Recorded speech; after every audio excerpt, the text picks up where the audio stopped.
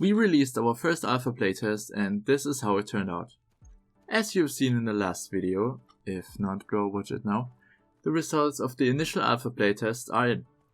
Last time we showed you the final few tweaks we did before executing the first key distribution, and today we are looking at the feedback we received and most importantly the bugs players encountered, and boy, there were bugs.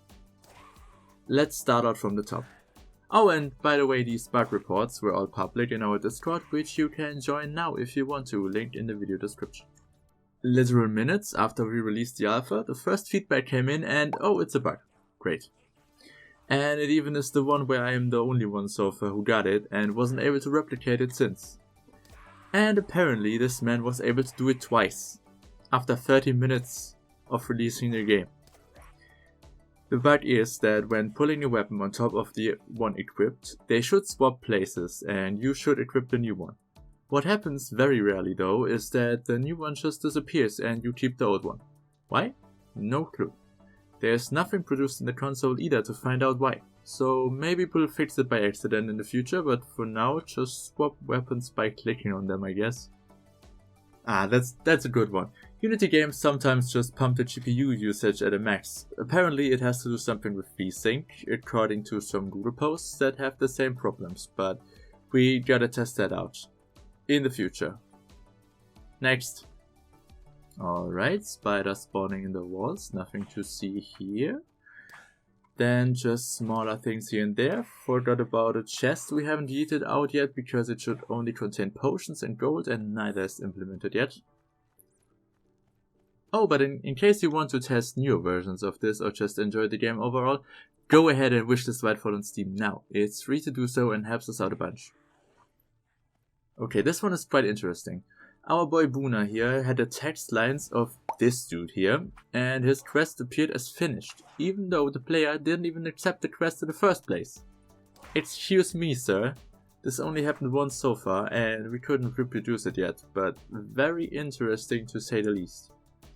Alright, enemies walking through the floor, so far so good. Yeah, this one is... We want the enemies to have an ability so they can hit you when you are at an unreachable point, sort of like zombies do in COD when you are on top of something. But as long as this isn't implemented, it's over, Goblinkin. I have the high ground. A lot of people seem to get stuck, and since this isn't a porn, they can just get out after getting help from their step siblings. While we are trying to fix all these places, we probably will always overlook on some. So we added a suicide button. Simple but effective, and death penalties aren't that big anyways. We definitely gonna overlook this one on purpose. Okay, so we have found a lot of annoying bugs here, mostly having networking issues. Picking out the one where his mate fell through the world when switching scenes, well, shit. We thought we had fixed that one already, but apparently we didn't. So BLS had to rewrite how scene switching works once a mother effing again. And now we just let Mirror handle all that shit, and I swear if people start falling through worlds again, I am gonna cry. That the host is the one to enter portals right now is true, but not a bug. Actually a feature. So we made a little notification that pops up so people know what's happening and why. In the future everyone can enter caves and stuff, but all other players will have to accept first. Walking up vertical walls, cool. This one is interesting. Apparently you could pick up items in your inventory with left and with right click. Therefore you could left click it and then right click while still having it picked up, resulting in this mess. Fixed now though, so all Gucci. Surprisingly, this here is the last one, where the player managed to turn a bone sword into the dagger from the start quest and making it invisible on top. Since neither of us know how the fuck he did that, we couldn't reproduce it. So have fun doing that, I guess. But if you manage to do it again, remember how you did it. Please. Good. Aside from these bugs, we received a lot of feedback to what the game was still lacking and what we had to do for the quality of life of players.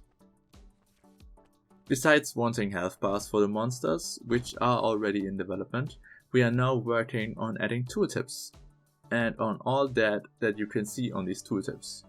Namely being the whole fucking leveling and skill system, stats and status effects, elements, rarity levels, damage calculations using these variables, and armor, and a gold system.